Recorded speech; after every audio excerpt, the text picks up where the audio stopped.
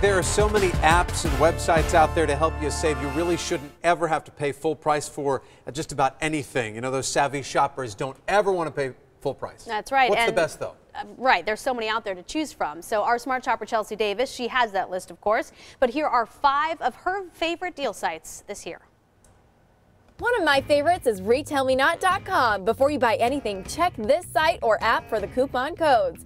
Deal News is another app and site that will leave extra cash in your wallet. The editors post each day the best sales and deals, and you can even search for the best bargains for whatever you might need. Woot woot! Woot.com used to offer one spectacular deal per day, but now the site alerts you to several limited time offers in 7 categories, including last chance deals. Amazon bought the site back in 2010, but the two don't really have many similarities, other than that you can find some really awesome bargains. Like coupons? Check out coupons.com. It's known to be one of the biggest sources of online coupons. Coupons can be added to your loyalty cards at some stores, and then you can print them online as well. And of course, our site is at the top of our list because of all of our deals. And I've listed even more money-saving sites out there for you at abc15.com/smartshopper. All right, thanks, Chelsea. Hey, just about 6:49, you know, Arizona